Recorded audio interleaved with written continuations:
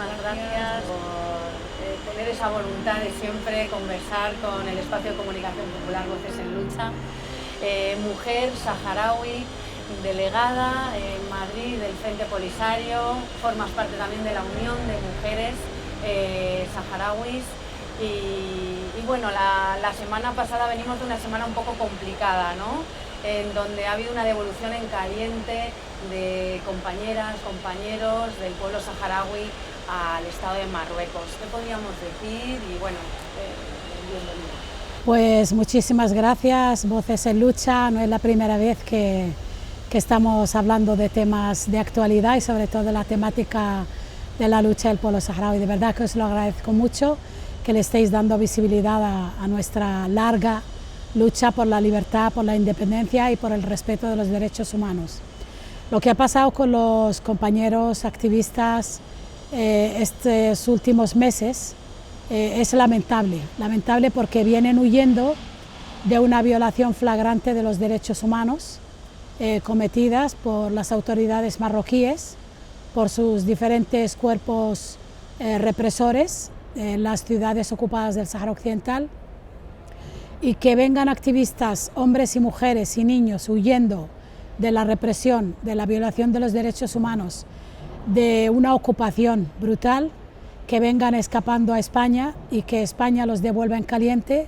a una fuerza de ocupación donde no hay garantías de ningún tipo, es lamentable y es denunciable, porque sobre todo ha habido muchísima gente de a pie, gente solidaria y fuerzas políticas que han llegado al aeropuerto de Barajas reclamando al gobierno la protección de estos ciudadanos saharauis, que son saharauis de origen, pero no dejan de ser españoles, porque España sigue siendo la potencia administradora y la mayoría de ellos han presentado expedientes de que son activistas por los derechos humanos, de que son saharauis pero con documentación española y que vienen a pedir el asilo, que es un derecho. Y España no ha tenido en cuenta todo eso y los ha ido devolviendo en caliente a las fuerzas de ocupación marroquíes, que en unos de ellos han ido directamente desde el aeropuerto a la cárcel y otros están bajo observación en sus propios domicilios, y eso representa unas represalias que pueden llevarles a la cárcel o pueden llevarles, por ejemplo, a quedarse sin ningún medio de vida en su propio territorio. Entonces nos parece que es una situación que debe ser denunciable, que debe llegar a las máximas instancias, porque esto no puede quedar así. España no puede devolver a ciudadanos saharauis porque es responsable de sus vidas, de su seguridad y de su bienestar, en tanto en cuanto el Sahara es un territorio no autónomo pendiente de descolonización. Esto que cuentas nos retrotrae de alguna manera a toda la memoria, a la memoria histórica, ¿no? Sáhara, España, esa responsabilidad de la que hablas, esa ciudadanía española también del pueblo saharaui y esa potencia administradora que sigue siendo España, aunque aparte la mirada. Vamos a contarle a la gente que desconoce, es una pena, pero se sigue desconociendo mucho qué es el Sáhara, cuál es el conflicto histórico, qué nos une a él también y las nuevas generaciones en especial. Empecemos un poco contando los conflictos, o sea, el origen, ¿no?, de este conflicto histórico. Bueno, el territorio del Sáhara Occidental hasta 1884 era un territorio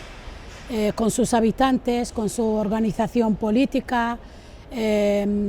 representada por el Consejo de los 40, que es una representación de todas las tribus que había en el Sáhara Occidental, y a partir de 1884, en el reparto de la Conferencia de Berlín, donde las potencias occidentales se reparten el África, el territorio del Sáhara Occidental corresponde a España, y entonces pues España intenta hacer una incursión militar que fue rechazada en un principio, pero luego a través de unos acuerdos comerciales con las diferentes tribus saharauis se llega a un acuerdo de que España puede instalar una factoría para procesar el pescado, y a partir de ahí hay un acuerdo, además escrito, en el que a partir de esos acuerdos, España respeta la cultura, las tradiciones, la forma de vida de los saharauis y los saharauis le permiten que instale esa factoría para un intercambio comercial entre los saharauis y España. A partir de ahí, bueno, España empieza a instalar sus fuerzas,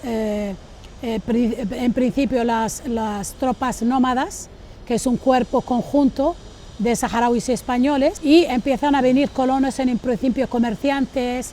gente para la administración, etcétera, y ha habido durante bastante tiempo una convivencia pacífica con los saharauis y España. Es decir, los saharauis nunca sintieron que era una ocupación colonial propiamente dicha. De ahí que cuando Marruecos empieza a reivindicar el territorio a partir del descubrimiento de las minas de los fosfatos, el conflicto empieza a tener una vertiente política en el que España intenta quedarse en el territorio a través del anuncio de que el territorio es una provincia más del Estado español, de que los saharauis le reclaman su presencia hasta que puedan autogobernarse. De ahí que hay una presencia en las cortes de saharauis en representación del territorio y tenían los mismos derechos prácticamente que los españoles, con carnet de identidad español, con un censo de la población, etcétera, etcétera. Y Marruecos empieza a reivindicar que ese territorio es suyo a partir de 1960, cuando se descubren los yacimientos de las minas de fosfato en Bucra, en el Aaiún. Viendo que Marruecos tenía esas pretensiones, lo que hacen los saharauis es pedirle a España que descolonice el territorio del Sáhara Occidental, y España, en lugar de aplicar esas resoluciones de Naciones Unidas que exigen una descolonización a través de un referéndum de autodeterminación en el que el pueblo saharaui pueda expresar si desea ser libre e independiente como el resto de los países de África, o seguir bajo la autoridad española hasta que puedan efectivamente autogobernarse. Desgraciadamente para el pueblo saharaui, en ese momento el dictador en España, Franco, empieza a agonizar, y Marruecos aprovecha esa situación política en España en el momento para presionar a España con la famosa Marcha Verde, entre comillas, que ni es verde, ni es pacífica, ni es de ciudadanos civiles como nos vendieron en su momento los medios de comunicación. Es una marcha militar, mano militar, y que presiona a España para que España ceda y abandone el territorio, permitiendo la entrada del ejército marroquí. España desgraciadamente cedió al chantaje, cedió a la presión y permitió no solamente que entrara, sino que desalojó los cuarteles militares, quitó a todos los saharauis que eran del ejército español, que eran de la fuerza de tropa nómada, que eran de la policía territorial, que es un cuerpo específico para el territorio del Sáhara Occidental, y fue cediendo esos cuarteles, además con todo el arsenal militar que tenía España en ese territorio. Y mientras tanto también cercaba a los barrios de la población saharaui para que no pudieran defenderse, para que no pudieran huir en su momento, y para que Marruecos encontrara el territorio listo para cercarlo, para ocuparlo y para retener a los saharauis que no pudieron huir en ese momento. A partir de ahí, los saharauis, los que pudieron salir, formaron unos campamentos de refugiados en el sur de Argelia, que hace frontera con el Sáhara. Antes de llegar a esos campamentos, fueron bombardeados por la aviación marroquí, incluso estando todavía España en el territorio, porque los primeros bombardeos con napalm y fósforo blanco fueron a mediados de febrero de 1976, y es histórico que España salió del territorio el 26 de febrero de 1976. Entonces, a partir de ahí, el pueblo saharaui se encuentra dividido, una gran parte en los campamentos de refugiados saharauis en el sur de Argelia, y otra parte bajo la ocupación de Marruecos, donde precisamente hemos visto que se reprime, que se asesina, que se encarcela. Tenemos más de 570 desaparecidos desde que Marruecos llega al territorio del Sáhara Occidental, gente que ha sido asesinada y enterrada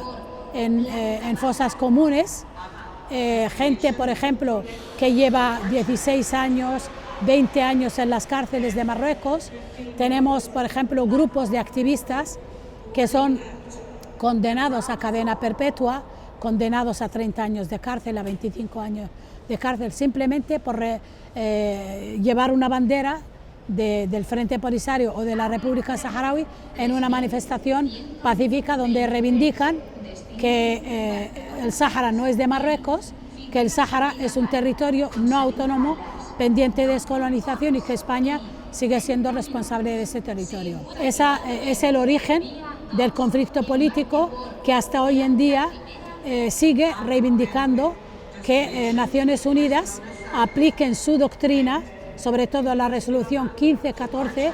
en el territorio del Sáhara Occidental, que es uno de los 17 territorios pendientes aún de descolonización y que están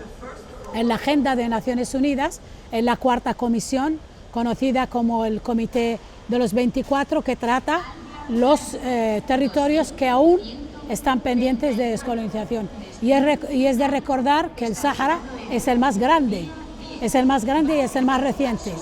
Y además existen más de 70 resoluciones de Naciones Unidas, del Consejo de Seguridad, de la Asamblea General de Naciones Unidas, que no reconocen la soberanía de Marruecos sobre el territorio del Sáhara Occidental, que lo reconocen como fuerza ocupante y que todos los años aprueban resoluciones en el que dictaminan que el pueblo del Sáhara Occidental tiene derecho a la autodeterminación según la Carta de Naciones Unidas y la resolución 1514, y que es un territorio todavía pendiente de esa autodeterminación, y reconoce al Frente Polisario como un movimiento popular de liberación que tiene todo el derecho de utilizar todos los medios, incluso el uso de las armas, para conseguir la independencia y la autodeterminación del pueblo saharaui. Y eso se ha consolidado desde 2016, 18, 21 y ahora el 4 de octubre de 2024 a través del Tribunal de Justicia de la Unión Europea, que dice que el territorio del Sáhara Occidental es un territorio distinto y separado de Marruecos, que Marruecos no tiene soberanía sobre el territorio, de que el Frente Polisario es el único y legítimo representante del pueblo saharaui y que tiene una entidad, una figura jurídica para defender los intereses del pueblo saharaui, para defender el derecho de autodeterminación del pueblo saharaui y para defender ante los tribunales el expolio de los recursos naturales que Marruecos expolia en connivencia con los países occidentales, con las empresas, con los gobiernos, con las multinacionales, que sirven para consolidar la ocupación ilegal del Sáhara Occidental y además sustenta y financia la ocupación del territorio por parte de Marruecos. Y yo creo que estamos en un momento muy decisivo en la lucha del pueblo saharaui, porque el pueblo saharaui, después de más de medio siglo de lucha en defensa de los derechos del pueblo saharaui, pero también, hay que decirlo así, en defensa de la legalidad internacional y del derecho internacional y por lo tanto del respeto de la norma que exige la convivencia pacífica y que rige la convivencia entre los pueblos, entre los gobiernos. Y creo que es una lucha que hay que reconocerle al pueblo saharaui, porque a través de su único y legítimo representante, el Frente Polisario, ha conseguido poner en jaque no solo a Marruecos, sino también a la Comisión, al Consejo de la Unión Europea y a 7 países, entre ellos España, Francia, Checoslovaquia, Hungría, Portugal, Alemania, que han defendido el expolio de los recursos naturales, contraviniendo las propias resoluciones y dictámenes del Tribunal de Justicia de la Unión Europea, que viene dando la razón al Frente Polisario y al pueblo saharaui desde 2016. Esta histórica sentencia, que reconoce al Frente Polisario como único y legítimo representante del pueblo saharaui, que reconoce que los recursos naturales son del pueblo saharaui, que no se pueden expoliar, ni robar, ni usurpar, ni comerciar con ellos por parte de Marruecos, porque es una fuerza de ocupación. Y aparte de eso, también implica que los gobiernos, que las empresas, que las multinacionales que quieren respetar las normas del derecho internacional no pueden seguir tratando y teniendo acuerdos con Marruecos. Por lo tanto, es una lucha no solo por los derechos legítimos del pueblo saharaui y por sus recursos naturales, sino también por implantar, por imponer, por consolidar el derecho internacional humanitario y sobre todo la legalidad internacional, que debe ser prioritaria para las empresas, para los gobiernos que hacen acuerdos internacionales con cualquier otra fuerza. Tenemos ejemplos, por ejemplo, en el tema de Palestina, que esos productos que utiliza Israel para venderlos son productos ilegales y deben ser etiquetados como productos de Palestina. Pues bien, en esta también sentencia se dice que esos recursos, aun cuando Marruecos los expolie o los robe, al menos que tengan la etiqueta de que son productos de origen del Sáhara Occidental. Y nosotros solo esperamos que las empresas, que los gobiernos, que los países de la Unión Europea y las multinacionales respeten al menos las sentencias del Tribunal de Justicia de la Unión Europea, que es una sentencia histórica, es una victoria aplastante para el pueblo saharaui, pero sobre todo es una sentencia donde ya no valen recursos, simplemente hay que aplicarla. Es una sentencia muy reciente que a día de hoy sigue sin cumplirse. Bueno, el Tribunal de Justicia de la Unión Europea da un plazo de 12 meses para que las empresas, los gobiernos que tengan acuerdos con Marruecos y sobre todo la Comisión y el Consejo de la Unión Europea puedan empezar a plantearse otra forma de hacer unos acuerdos que no sean ilegales y que sobre todo no incluyan ni el territorio ni las aguas jurisdiccionales del Sáhara Occidental. Has hecho un esquema y un recorrido extraordinario acerca de cuáles son los orígenes del conflicto y cuál es el conflicto histórico, ¿no? En lo concreto, para mencionarlos y ponerles nombre, los acuerdos tripartitos de Madrid. ¿Qué pasó? ¿En qué consiste justamente esa parte? Bueno, los acuerdos tripartitos de Madrid, desgraciadamente, son como los acuerdos agrícolas y pesqueros, son ilegales. Son unos acuerdos que hace España, presionada por Marruecos, que se firman en Madrid el 14 de noviembre de 1976, en el que España cede la administración del territorio de manera provisional a Marruecos y a Mauritania. ¿Por qué Mauritania? Porque Marruecos implica a Mauritania, que es un país al sur del Sáhara Occidental, para que reivindique una parte del territorio y así tener otro cómplice más que le ayude con su ejército a poder controlar el territorio del Sáhara Occidental, que estaba siendo defendido por el Ejército de Liberación Saharaui. Y esos acuerdos lo que hacen es dividir el territorio del Sáhara Occidental, la parte sur para Mauritania y la parte norte para Marruecos. Es decir, el territorio del Sáhara Occidental es un territorio conocido como Sagi el Hamra y Río de Oro. Dos partes muy diferentes geográficamente, pero que tienen el mismo idioma, la misma cultura, la misma lengua, las mismas costumbres, todo. Lo que pasa que al ser un territorio llamado así, de hecho, el Frente Polisario, cuando las siglas dicen Frente Popular para la Liberación de Sagi el Hamra y Río de Oro. Entonces, lo que hace España es utilizar ese acrónimo para dividir el territorio entre Marruecos y Mauritania. La parte norte, Sag el Hamra, para Marruecos, y la parte sur, Río de Oro, para Mauritania. Quiero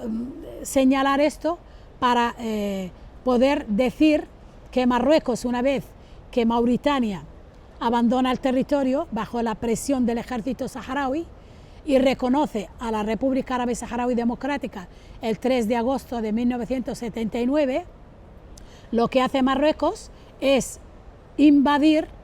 esa parte que nunca le ha correspondido en los acuerdos tripartitos de Madrid.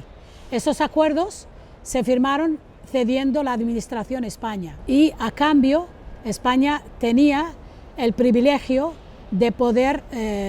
beneficiarse del 75% de la explotación de los fosfatos y también un 30% de la explotación de los recursos pesqueros. Creo que España nunca consiguió esos acuerdos porque Marruecos lo que intentó es explotar al máximo los fosfatos y lo único que ha hecho es obligar a España a hacer unos acuerdos pesqueros para implicar a toda la Unión Europea y para consolidar una soberanía que no tiene sobre el Sáhara Occidental.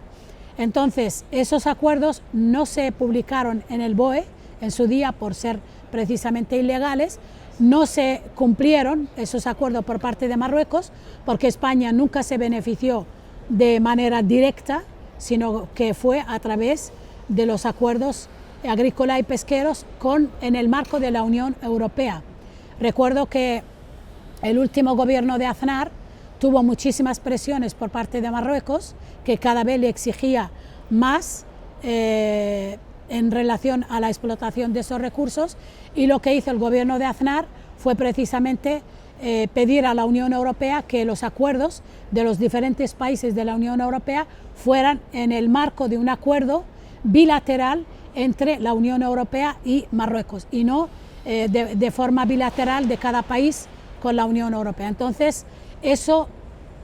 sirvió para que España no recibiera tanta presión, pero a Marruecos a la larga le benefició porque tenía muchísimos más recursos de la Unión Europea, menos control y poder presionar, implicar a muchísimos más países y empresas en la consolidación de su ocupación del Sáhara Occidental. Entonces, esos acuerdos son ilegales, se cedieron la administración y no la soberanía, por eso España sigue siendo la potencia administradora del territorio del Sáhara Occidental y es responsable en primera instancia del expolio de los recursos naturales y es responsable de ser el primer país que aplique la sentencia del Tribunal de Justicia de la Unión Europea. Vienes diciéndolo, pero ¿respeta Marruecos el derecho internacional? Hoy por hoy no, nunca lo ha respetado, pero hoy por hoy es junto a Israel el país que menos respeta el derecho internacional humanitario, la Cuarta Convención de Ginebra. Es un país que viola sistemáticamente los derechos, no solamente del pueblo saharaui, sino también del pueblo marroquí. Y yo creo que todos los grandes organismos de defensa de los derechos humanos, como Amnistía Internacional, como Human Rights Watch, todos en sus informes anuales dicen, y Reporteros Sin Frontera, de que Marruecos es un país que viola los derechos de los ciudadanos marroquíes, pero especialmente del pueblo saharaui, de que hay tortura, violaciones, encarcelamientos, no hay libertad de prensa. De hecho, Marruecos tiene muchísimos periodistas encarcelados y además hay un informe de Reporteros Sin Frontera que dice que Marruecos es el desierto de la información, es un agujero negro en la información para los periodistas. Entonces creo que sí, que es junto a Israel, es uno de los países que más violan los derechos humanos. En 2022 el gobierno de Pedro Sánchez reconoció el plan de autonomía de Marruecos, ¿no? ¿Qué valoración desde el Frente Polisario hacéis hicisteis de esta cuestión? Tú lo has dicho, Pedro Sánchez reconoció, es decir, España nos reconoció, las fuerzas políticas no reconocen, ni siquiera el Partido Socialista reconoce la soberanía de Marruecos sobre el Sáhara y que tampoco reconocen que la autonomía sea la solución más justa, creíble y duradera para resolver el conflicto del Sáhara Occidental. El conflicto del Sáhara Occidental no se puede resolver con una autonomía, primero porque el Sáhara no pertenece a Marruecos y segundo porque el derecho internacional dice que el pueblo saharaui debe expresarse a través de un referéndum de autodeterminación y no de la concesión de una autonomía en una dictadura que es la monarquía marroquí y además los saharauis no son marroquíes para que Marruecos pueda reconocerles una autonomía. Y lejos de eso, creo que Pedro Sánchez ha tenido una respuesta unánime por parte del Congreso Nacional y del Senado, en el que ninguna fuerza política le apoya en eso, le han reclamado en constantes propuestas no de ley para que dé a conocer ese acuerdo que tiene con Marruecos, con el rey de Marruecos, en el que reconoce a través de una carta que además fue publicada por el rey de Marruecos y no por Pedro Sánchez, fue descubierta por la prensa marroquí. Le están pidiendo todavía explicaciones de en qué consiste ese acuerdo secreto que tiene con Marruecos y sobre todo le afean que haya cambiado él solo, sin ningún consenso, sin ningún apoyo, esa política que para el pueblo saharaui no era una política adecuada, pero al menos guardaba las formas con respecto al tema del Sáhara Occidental. Y entonces pues me parece una postura vergonzosa, es una postura que no responde a la unanimidad de la sociedad española, que ha estado desde el minuto uno acompañando al pueblo saharaui, reivindicando su derecho a la libertad, a la independencia, que es donde hay un movimiento solidario amplio de todas las fuerzas políticas, de todas las sensibilidades, y me parece que eso es una página negra en la política, en la historia política, en el currículum vitae político de Pedro Sánchez y solo de Pedro Sánchez. ¿Hay diálogos? ¿Hay diálogos con Marruecos desde el Frente Polisario? ¿Podéis hablar? Bueno, con Marruecos tenemos negociaciones directas, auspiciadas por las Naciones Unidas. Esas negociaciones para avanzar en el plan de paz, para encontrar una solución política negociada a la descolonización del Sáhara Occidental, es entre el Frente Polisario como único y legítimo representante del pueblo saharaui y Marruecos. Esas negociaciones se han interrumpido durante un tiempo porque Marruecos obstaculiza. Cuando ya estamos a punto de llegar a una solución, Marruecos siempre busca alguna estratagema para entorpecer el trabajo de Naciones Unidas, ya sea poniendo en duda el cuerpo electoral basado en el censo español que se hizo un día por la Administración de Naciones Unidas. También ha puesto en duda la imparcialidad de los representantes de Naciones Unidas, ya sea el representante personal del secretario general de Naciones Unidas. Hemos visto que ha rechazado la visita de un secretario general de Naciones Unidas al territorio del Sáhara Occidental ocupado cuando se manifestaron en contra de Ban Ki-moon. Hemos visto que ha vetado algunos enviados especiales del secretario general de Naciones Unidas, le hicieron la vida imposible a Christopher Ross, ponen en duda cualquier representante de Naciones Unidas cuando lo que quiere es avanzar en el proceso para conseguir una solución justa, porque hay que recordar que la MINURSO, que es una misión de Naciones Unidas para celebrar un referéndum en el Sáhara Occidental, lleva 30 años en el terreno y todavía no ha podido llevar a cabo su trabajo, porque Marruecos entorpece de alguna manera o de otra ese proceso que culmine con una celebración de un referéndum. Entonces, el Frente Polisario, por supuesto, que tiene siempre un diálogo abierto con Marruecos, con Naciones Unidas, con los diferentes países implicados, la región, con Argelia, con Mauritania, con España, por supuesto, porque es la potencia administradora actual del territorio del Sáhara Occidental. Es cierto que cuando salta a la luz la carta de Pedro Sánchez, en la que reconoce la soberanía o reconoce la autonomía como única solución para el Sáhara Occidental, el Frente Polisario rompe el diálogo directo con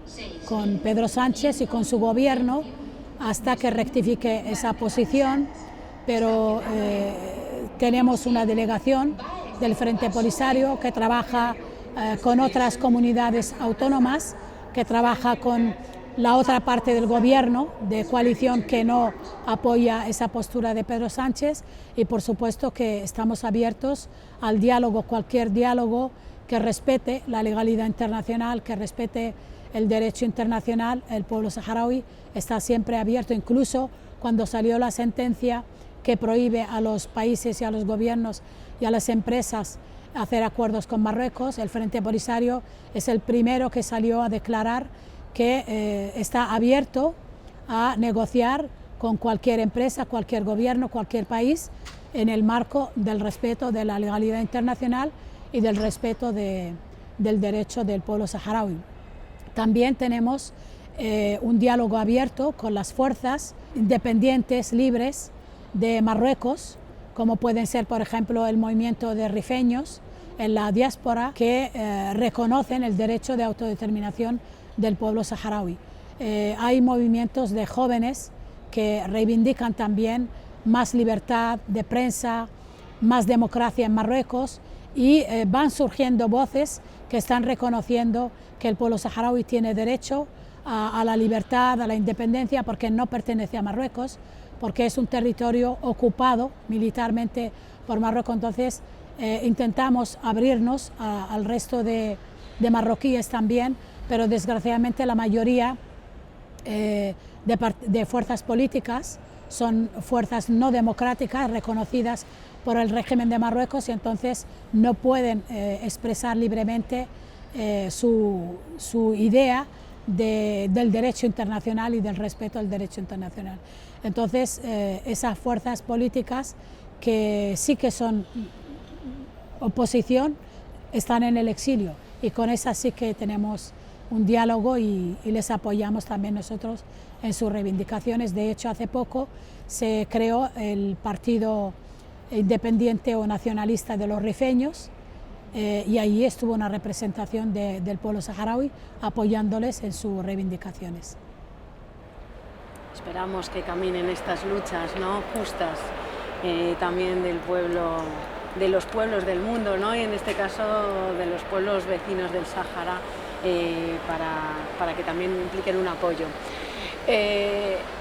Convendría hablar de la doble realidad que se vive en el Sáhara Occidental, esos campamentos de refugiados y el territorio ocupado. Cuéntanos un poco cómo puede ser, a quien esté viendo la entrevista, cómo es la vida de tu pueblo. Bueno, la vida de mi pueblo es completamente diferente. Es un pueblo dividido, como dije ya, pero no solo dividido porque unos están en campamento y otros bajo una represión, sino también divididos por un muro de más de 2.740 kilómetros, un muro que Marruecos construyó en varias fases, que separa el territorio físicamente en la parte occidental y la parte oriental. Ese muro está sembrado de más de 10 millones de minas antipersona. También tiene radares, tiene alambradas, cada 15 kilómetros hay una fortificación, entonces atenta contra el medio ambiente, pero también atenta contra la vida de los nómadas que se trasladan en esa parte oriental del territorio. Mucha gente ha sufrido, por ejemplo, la pérdida de su ganado porque les ha explotado una mina. Muchas personas también perdieron la vida o se le amputaron algunos miembros del cuerpo por esas minas antipersonas que tiene Marruecos sembrada por todo el territorio, y que además no quiere dar a conocer la ubicación exacta, ni tampoco quiere adherirse al protocolo de destrucción de minas, en el que el Frente Polisario sí se adhirió y destruyó todo el arsenal que tenía. En la parte ocupada del territorio, bueno, la situación es, como te puedes imaginar, una situación de una población indefensa en un territorio invadido, ocupado, donde hay un traslado de colonos que ahora mismo supera en 10 veces la población saharaui autóctona del territorio. Además, tenemos más de 250.000 soldados emplazados en el territorio del Sáhara Occidental a lo largo de todo el muro, y además todas las fuerzas policiales que tenemos en el territorio. Los activistas están sufriendo una verdadera persecución en todos los sentidos, porque son personas o bien encarceladas o bien encerradas en sus propios domicilios, no pueden hacer una actividad, trasladarse por ejemplo a otro domicilio para reunirse con otros compañeros, están vigilados, les han puesto en sus barrios cámaras de vigilancia, en los vehículos, en los comercios que tienen al lado de sus viviendas, están muy controlados. Algunos de ellos se les ha privado de realizar estudios en universidades, de hacer alguna formación. Cuando les persigan también les impiden tener un trabajo remunerado, entonces les están cercando por todos los lados. La vida es imposible para un activista de derechos humanos en el territorio del Sáhara Occidental. La mayoría de ellos han intentado salir del territorio porque realmente o era quedarte en la cárcel o no sobrevivir, ¿no?, al intento. Entonces muchos de estos han conseguido llegar, por ejemplo, a España y han sido devueltos a Marruecos por parte de las autoridades españolas. Allí el Ministerio del Interior ha hecho un trabajo muy sucio en favor de Marruecos. Marruecos utiliza les permite esa salida con la garantía de que el gobierno español se los va a retornar. ¿Por qué? Porque con eso van a escarmentar los que están en el territorio del Sáhara Occidental para decirles: no tenéis escapatoria, tenéis que someteros a lo que diga Marruecos, porque si escapáis os van a devolver. Entonces ha sido realmente un jarro de agua fría contra los activistas que están trabajando de manera discreta en los territorios ocupados, porque si encima salen y son devueltos, eso también es otro impedimento, ¿no?, para que puedan realizar su trabajo. Y bueno, los impedimentos son a todos los niveles, a nivel cultural, donde la población no puede hablar su idioma, su dialecto autóctono, porque en el colegio la mayoría del profesorado es profesorado marroquí, y entonces obliga a los niños desde la primaria a hablar el dialecto de Darija, que es marroquí. Cuando un niño, por ejemplo saharaui, responde al profesor con su lengua materna, que es el hasanía, le reprimen, le dicen que eso no lo puede decir, que tiene que decir de esta manera para que lo diga en el Darija. Entonces es un problema realmente de una colonización cultural que a la larga puede afectar a la población saharaui, porque es una población minoritaria, se está quedando en minoría, y luego también la vestimenta tradicional realmente es un peligro, porque las mujeres cuando salen con sus melfas, que es esta vestimenta que yo llevo, son marginadas, no pueden estudiar, por ejemplo, en los centros de formación con esta melfa, porque cuando van, o bien les suspenden con las notas, o bien, por ejemplo, las persiguen en la calle, las pueden violar, las pueden robar, les pueden agredir. Entonces, realmente es una situación bastante dramática para las mujeres. Muchas de ellas han optado por quedarse en casa y no ir a las universidades o no estudiar, por ejemplo, porque para ir a la universidad tienes que trasladarte a Marruecos, porque en el territorio saharaui occidental no hay universidad. Entonces también eso es una forma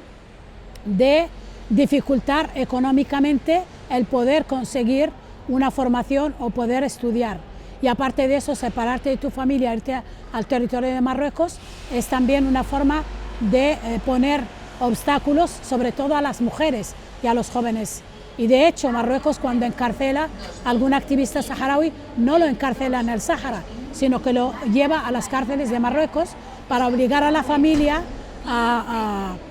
gastar dinero. Eso es una manera de que sucumban económicamente al intento, ¿no?, de poder defender a sus detenidos y sobre todo a poder trasladarse para visitarles. Y luego, bueno, económicamente el pueblo saharaui es un territorio rico en recursos naturales y sin embargo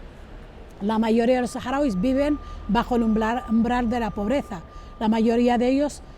tienen unas subvenciones de parados que no sobrepasan el que más 150 euros, cuando ellos deberían tener una renta per cápita muy alta por los beneficios que reportan a Marruecos la explotación de los recursos naturales del Sáhara Occidental. Y de hecho, para engañar a la Unión Europea y a la Comisión, cuando salieron las sentencias de 2016 y 2018, se dijo que ese acuerdo, como eran ilegales, solo se podían firmar si tenían el consentimiento de la población que se beneficia de esos recursos naturales. Entonces, ¿qué hace Marruecos? Buscar cofradías de agricultores y de gente que trabaja en la pesca para decir son cofradías de saharauis en los territorios ocupados, y como se benefician de estos recursos, pues lo que quieren es que se firme el acuerdo. Y sin embargo eran marroquíes que se hacían pasar por saharauis. Y en esos acuerdos se dice que cada saharaui recibe un sueldo de 500 euros, que son lo que reportan los beneficios del acuerdo de pesca y agrícola que implica los recursos del Sáhara Occidental. Y sin embargo, los saharauis viven, y no todos, de esa subvención que les ofrece Marruecos, que la más alta es de 150 euros. Cuando se firma en los acuerdos de pesca con la Unión Europea, que el que menos recibe 500 euros mensuales, por lo que reportan esos. Entonces es una situación bastante complicada, y de hecho muchísimos jóvenes saharauis han escapado en pateras y han escapado, por ejemplo, en vuelos fletados por Marruecos para la Guayana francesa,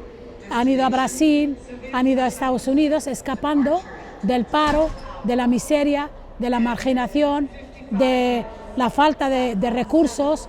porque no tiene acceso ni a la educación ni a la sanidad, que es lo más básico. Gente en los territorios ocupados, y lo digo de primera mano porque tengo familiares que no tienen una tarjeta sanitaria para ir al médico, que tienen que automedicarse, ir a la farmacia y comprar los medicamentos automedicándose sin poder ir a un hospital, porque no hay tarjeta sanitaria, no hay asistencia sanitaria para los saharauis. Sin embargo, los colonos están exentos de pagar el IVA, de pagar impuestos, porque es unos privilegios que les da Marruecos para que puedan quedarse en el territorio sahara occidental. Todas las empresas son de marroquíes, todas las cofradías son de marroquíes. ¿Quién tiene derecho a tener, por ejemplo, las empresas para la manufacturación del pescado, la procesación del pescado? Marroquíes. Los saharauis ni siquiera son mano de obra para esas empresas, porque ellos se traen a la mano de obra marroquí del territorio de Marruecos. Entonces, hay una situación de ocupación,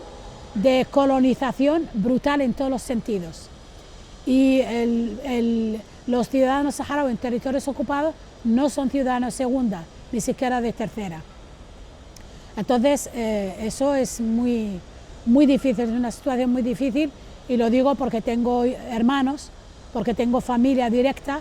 que viven en el umbral de la pobreza, en un territorio absolutamente rico en recursos naturales. Y luego, bueno, la falta de democracia, la falta de libertad, no hay libertad de movimiento, todo el que se mueva de un sitio a otro está perseguido, está localizado, incluso les han intervenido los teléfonos. Marruecos, cuando hay cualquier movimiento, puede cortarles el acceso a internet, todos los teléfonos están pinchados, sus conversaciones son seguidas, ¿no?, por Marruecos. Tiene un ejército de personas que también controlan hasta lo que publican en redes sociales. Realmente es un estado policial implantado en un territorio no autónomo pendiente de descolonización, en el que vive una población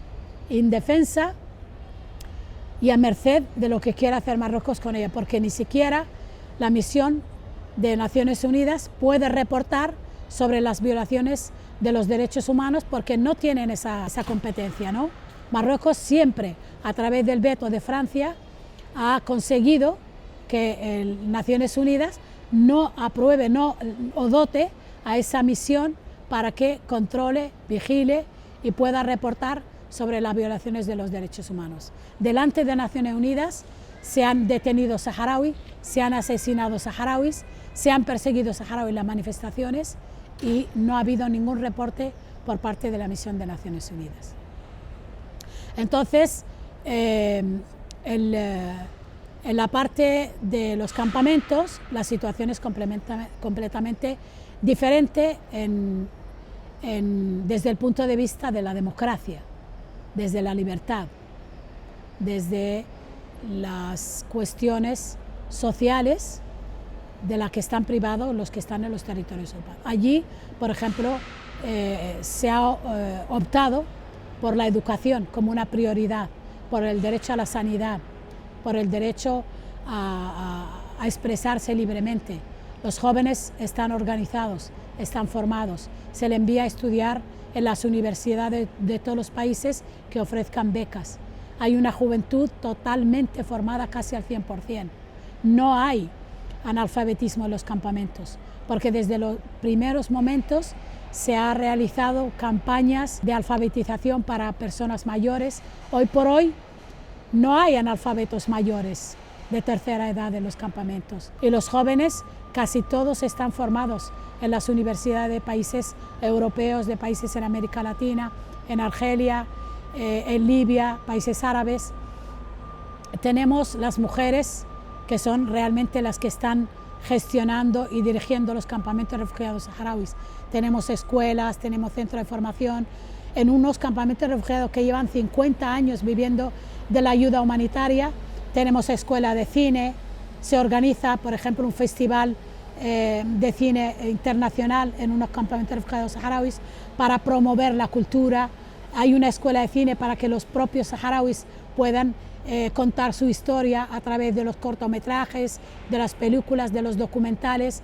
además con personal formado saharaui que se forma en esa propia escuela, pero al mismo tiempo va realizando y trabajando en ese trabajo audiovisual para que el pueblo saharaui pueda contar su historia partiendo de su propia experiencia. Unos campamentos de refugiados saharauis donde la mayoría de mujeres están formadas, tienen una participación política, tienen una presencia en el Parlamento Nacional de un 40%. Tienen una presencia en las instancias del Frente Polisario del 27%. La mayoría de las mujeres que son alcaldesas, que dirigen a nivel local y regional, es casi un 90%, porque la mayoría son mujeres.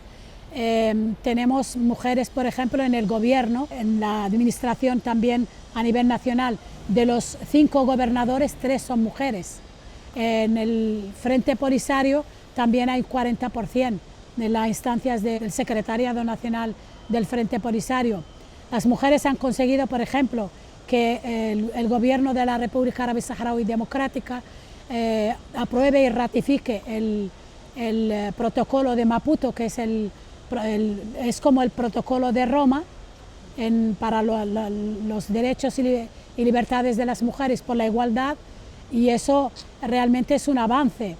El Frente Polisario también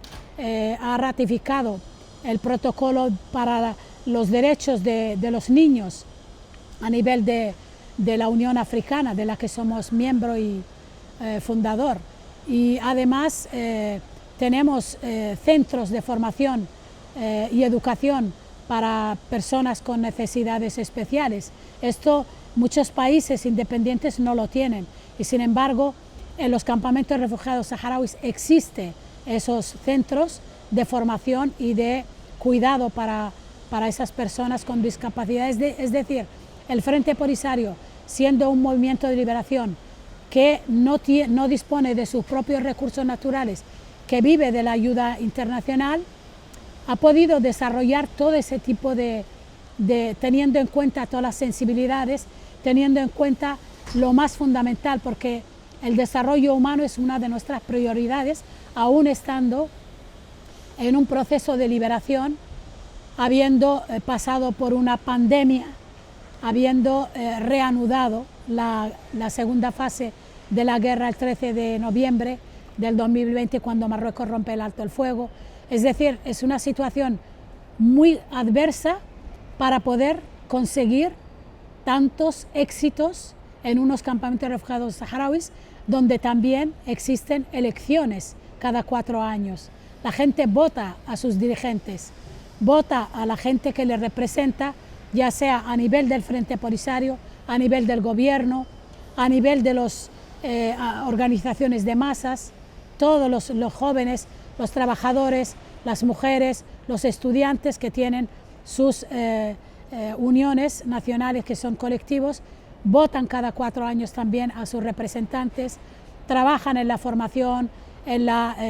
consolidación de esta democracia que se ha implementado en los campamentos. Yo creo que el Frente Polisario ha puesto en manos del pueblo saharaui, de su juventud, sobre todo de sus mujeres, una forma de gestionar, de administrar, de gobernar, que realmente supera muchísimos países de nuestro entorno, porque es una práctica democrática. Y de hecho, cuando algunos activistas suelen ir a los campamentos de refugiados para participar en algún evento, se quedan asombrados de la forma en la que la población es partícipe de la gestión que realiza tanto el gobierno de Saharaui como el Frente Polisario, porque todos formamos parte de esa gestión. Se nos escucha, tenemos siempre muchísimas conferencias, muchísimos debates, muchísimos simposios para consensuar qué es lo que queremos, cómo queremos hacerlo. Por eso quizás muchísimas cosas a veces fallan, porque como llegamos hasta la base para experimentar, muchos proyectos a veces no funcionan, porque hemos participado todos desde la base y desde el desconocimiento, pero por hacer participar a la gente hay que hacerlo así. Entonces vamos superando esas cuestiones que fallan, pero es lo que hay que pagar, ¿no? por avanzar en esa forma, ¿no? Y creo que es una forma participativa que ha hecho que los jóvenes, que las mujeres, que las personas mayores seamos partícipes, ¿no? Protagonistas en un proceso que es nuestro. Y creo que eso es importante para las futuras generaciones. Entonces, cuando seamos un país realmente que recuperemos nuestro territorio, vamos a tener que trabajar mucho para incorporar a la gente que ha estado bajo la ocupación en esa forma de hacer, en esa forma de gobernar, en esa forma de participar que hemos tenido los saharauis. Y de hecho creo que las únicas que han conseguido trabajar un poco esa temática son las mujeres y los jóvenes. La Unión de Jóvenes Saharauis y la Unión Nacional de Mujeres Saharauis, que tienen un mayor nexo con su parte en los territorios ocupados. Las mujeres, a través de la Escuela de Género, que supervisa el Ministerio de Asuntos Sociales y de Promoción de la Mujer, que hace conferencias y debates una vez al mes para incorporar telemáticamente a las mujeres en los territorios ocupados. Ir trabajando esa visión de participación y de gestión y sobre todo de formación desde la visión del Frente Polisario, para que ellas vayan manejando ya a nivel de la base, ¿no? Va a ser difícil trabajar con colectivos de mujeres, pero ellas intentan hacerlo a su manera, ¿no? A través de pequeños colectivos y en diferentes espacios para no llamar la atención de las autoridades marroquíes.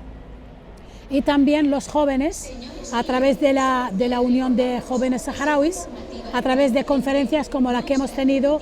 hace unos días,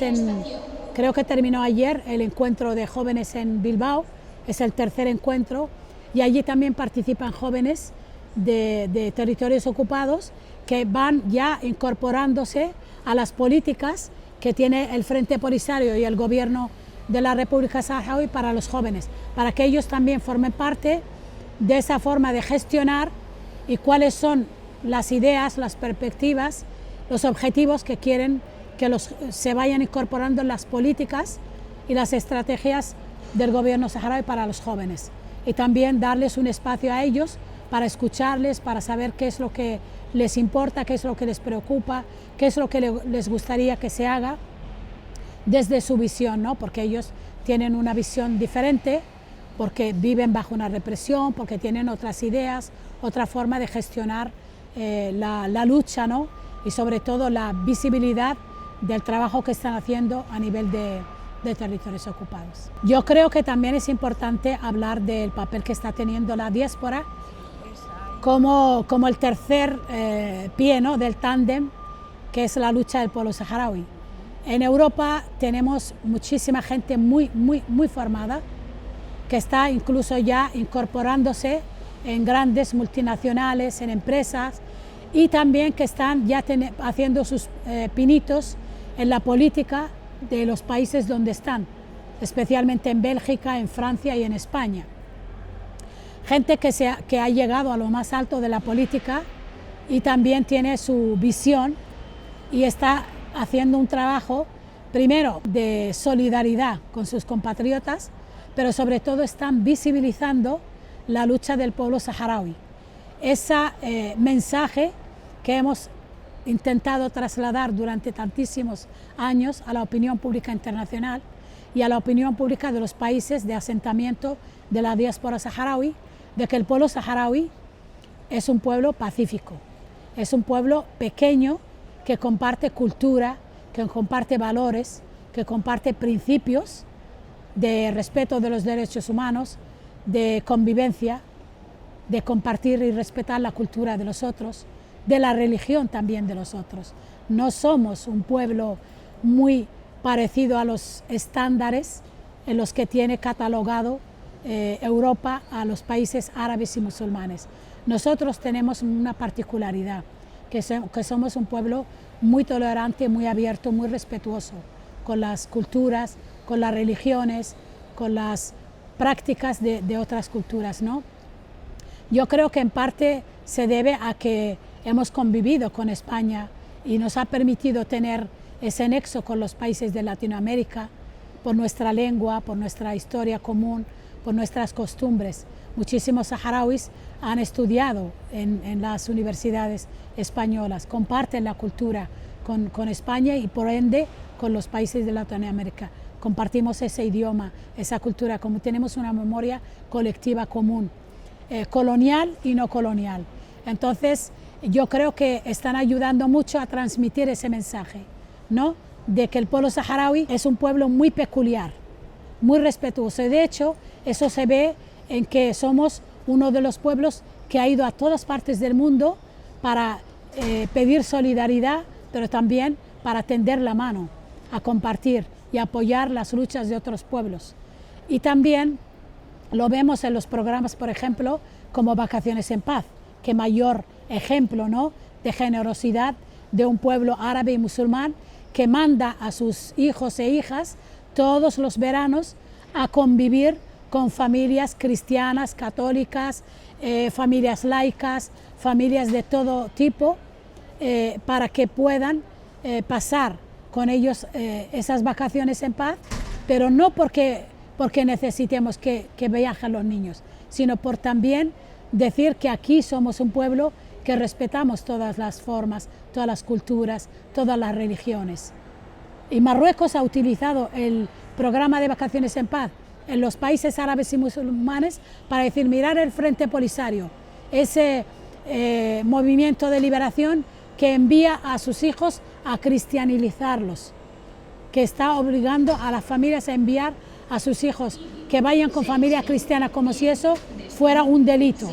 Y nosotros decimos no, son familias cristianas, son familias católicas, pero el respeto a las culturas es lo que prevalece por encima de todo. Entonces creo que es una muestra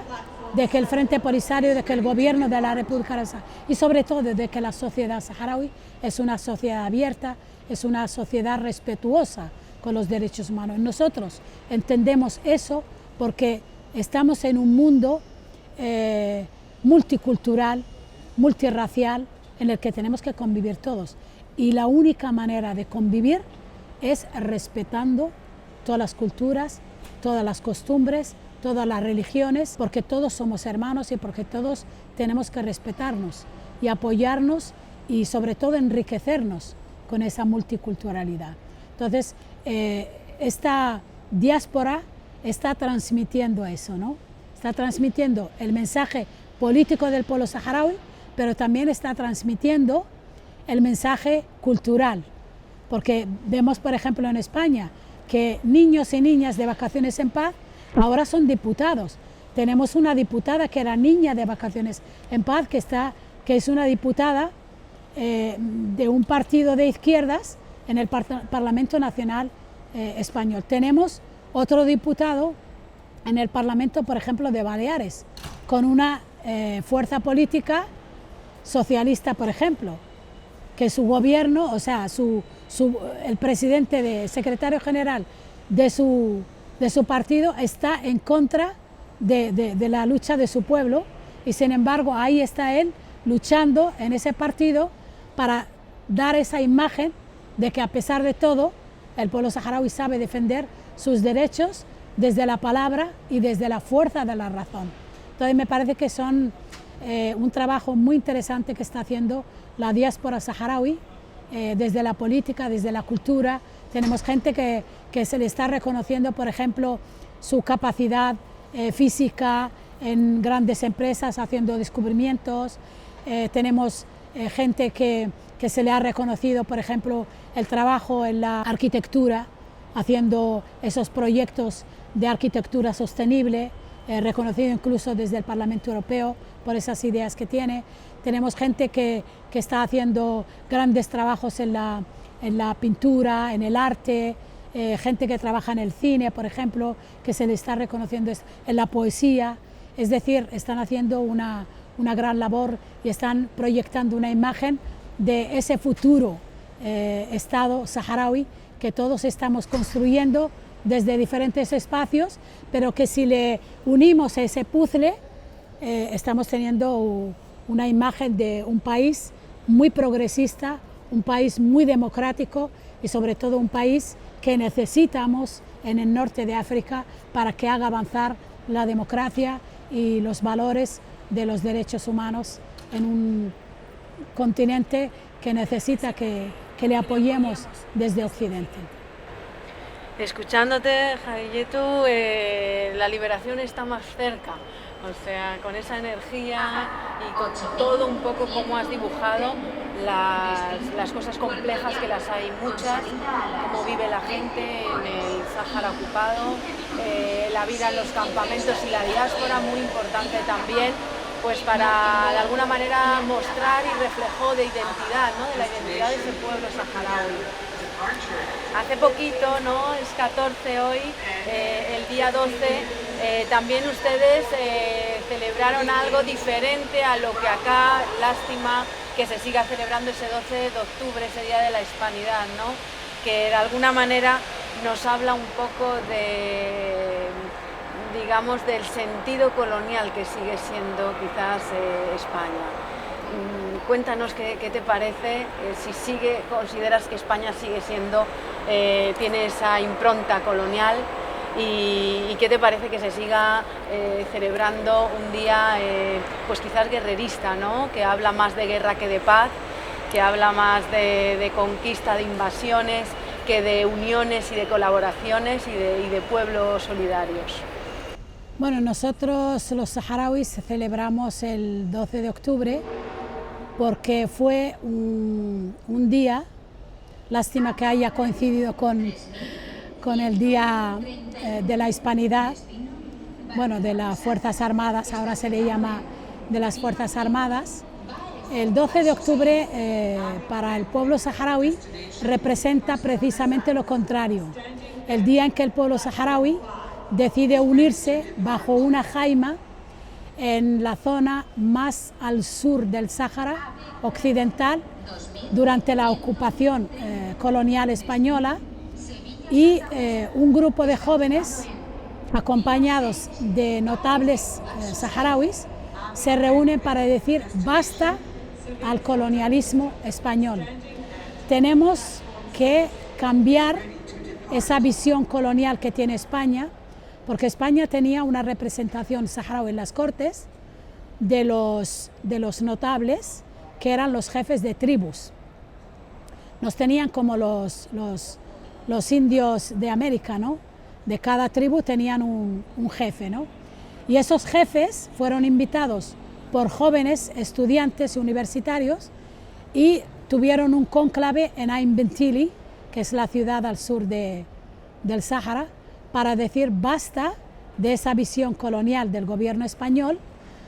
para decirles que nosotros no somos tribus, somos pueblo, somos el pueblo saharaui. A partir del 12 de octubre somos el pueblo saharaui, ya no somos las tribus, y queremos unirnos para pedir la descolonización del territorio del Sáhara Occidental. Y vamos a formarnos como Frente Polisario unido con todas las sensibilidades, y vamos a pedir que España descolonice el territorio del Sáhara Occidental. A partir de ahí fue cuando los saharauis empezaron a trabajar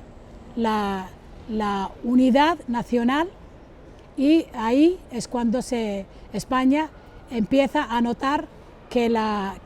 esa visión colonial ya no es factible, y ahí es cuando crea el partido político, el Partido de Unidad Nacional, para contrarrestar la visión del Frente Polisario. Y yo creo que en un futuro vamos a invitar a los países de América Latina a colaborar con nosotros y a festejar con nosotros el 12 de octubre saharaui, que es justo lo contrario de lo que se festeja aquí en España. Para España es una fecha colonial, para el pueblo saharaui es una fiesta anticolonial, una respuesta a la colonización. ¿Y qué sería para Jadeye Tolmontar la dignidad? La dignidad siempre es para mí el respeto, cuando te sientes respetada, cuando la gente, pero el respeto no solo como persona, sino como pueblo, como identidad, como cultura, eso es la dignidad. Yo creo que los pueblos, cuando luchan por la dignidad, luchan por la soberanía. También la dignidad es la soberanía de las personas. Yo creo que la dignidad representa mucho, representa tu soberanía, tu independencia, el respeto que te tengan, la consideración que te tengan, tu espacio, tu libertad de poder opinar, de poder gestionarte, y eso, si lo traspolamos a los pueblos, es la soberanía, que es también su dignidad, ¿no? Entonces eso es para mí la dignidad, la soberanía personal y colectiva. La última vez que te entrevistamos, Jadeye, fue en Venezuela. Estábamos en un contexto de pandemia, y quisiera preguntarte cuáles han sido también los efectos de esa terrible pandemia que asoló al mundo en los territorios saharauis, para el pueblo saharaui. ¿Cómo se vivió y qué consecuencias también ha tenido? Bueno, el pueblo saharaui en los campamentos de refugiados fundamentalmente vive de la ayuda humanitaria internacional, ¿no? Y yo creo que la pandemia fue un punto de inflexión para la humanidad entera, ¿no? Porque estando ante el peligro, ante una pandemia donde se rompieron todas las comunicaciones, no había vuelos, no había barcos, todo se paralizó, cada uno pensó en sí mismo, no pensó en los demás. Y allí los gobiernos empezaron a buscar como locos las vacunas para su propia población, y no pensaron en los demás. Y yo creo que allí es cuando realmente los saharauis nos sentimos completamente solos, porque ser refugiados y vivir de la ayuda humanitaria, creo que los países lo último que pensaron fue en las poblaciones refugiadas, ¿no? Pero afortunadamente supimos gestionarlo. Hubo países amigos que sí que pensaron en el pueblo saharaui, pudimos recibir algunas dosis de vacunas que no llegaban a mucha gente, pero por lo menos pudimos vacunar, pero sobre todo se tomaron medidas muy drásticas para poder acortar, ¿no?, el daño de la pandemia, ¿no? Los campamentos, afortunadamente, una de las ventajas que tiene ese desierto tan árido es que da mucho el sol, es un sitio donde no hay vegetación, donde el clima es muy seco, y eso creo que pudo por lo menos ayudar un poco en que no se propagara la pandemia entre la población refugiada. Pero sí que hubo casos, pero se intentaron controlar muy pronto, y gracias también a la ayuda de Argelia, como país de acogida de los refugiados saharauis, se montó un campamento, un hospital militar, y allí se intentó aislar a los casos que hubo y se pudo controlar dentro de lo que cabe. No hubo muchísimos fallecidos y bueno, la población pues se ayudó mutuamente, se cercaron los campamentos para que no hubiera mucho contacto, porque la población nuestra es una población de una cultura que se convive mucho y se comparte mucho. Pero ya digo, el clima ayudó, y también la prevención del Ministerio de Sanidad saharaui trabajó mucho, y sobre todo los colectivos de comités de sanidad en los diferentes campamentos ayudó mucho a que no se propagara. ¿Qué significa para una mujer saharaui el derecho de autodeterminación de los pueblos? Bueno, el derecho de autodeterminación de los pueblos yo creo que es fundamental, es básico para sentirte pueblo, para poder desarrollar tu cultura. Necesitas ese derecho de autodeterminación de tu pueblo, de los pueblos indígenas. ¿Qué sería sin su derecho de autodeterminación? Que reconozca tu peculiaridad, que reconozca tu cultura ancestral, que la respete, que te deje desarrollarla, que se reconozca a nivel internacional, es fundamental para cualquier mujer, y más para las mujeres que todavía estamos reivindicando el derecho de autodeterminación de nuestros pueblos. Yo creo que la multiculturalidad es el respeto de la identidad de los pueblos, y yo creo que las mujeres se nos ha encargado, ¿no?, ese papel de defender la cultura desde la educación de nuestros hijos. Yo creo que es uno de los papeles que nos han dado, pero a la larga hemos entendido que es fundamental preservar la cultura de nuestros pueblos y defenderlo, el derecho de autodeterminación de nuestros pueblos, porque eso es defender la identidad, y eso es fundamental para los pueblos y las mujeres, desde la maternidad, desde el cuidado que se nos ha encargado desde siempre. Dentro de ese paquete tenemos precisamente la defensa de la identidad, ¿no?, y de la cultura, y creo que es de agradecer, porque lo defendemos desde la paz, desde la convivencia, desde el respeto, desde la transmisión de la cultura, y eso hay que ponerlo en valor. No hay que tomarlo como algo negativo, sino yo lo veo como algo positivo. Pues no sé si quieres aportar alguna cosa más que veas que es importante, habla sobre ella, pero si no... Yo creo que uno de los valores que tenemos el pueblo saharaui es precisamente la lengua de Cervantes, porque nos une a muchísimos pueblos del mundo que tienen en su ADN la lucha, la resistencia, la defensa de la cultura, y yo creo que eso es importante, ese nexo, ese ágora, ¿no?, de nuestros pueblos, y creo que es importante tenerlo siempre presente, que el pueblo saharaui es el único pueblo árabe, musulmán, que tiene como segundo idioma cooficial el español, o el castellano mejor dicho, para unirnos a esos pueblos de la América Latina que están ahí siempre apoyando, trabajando por la soberanía de los pueblos. Es importante, yo siempre cuando tengo oportunidad de viajar o de encontrarme con compañeros de América Latina, decirles aquí tenéis un trocito de América Latina en África. Pues muchísimas gracias. Yo creo que has aportado grandes claridades a este conflicto, a lo que significa el pueblo saharaui y también un poco, o sea, primero entender qué está pasando, ¿no? Y luego también siembras con la forma como te expresas, con ese amor, las ganas de conocer el Sáhara y de tenerles como aliados, ¿no? A ese pueblo que creemos, bueno, nosotros especialmente, que es maravilloso.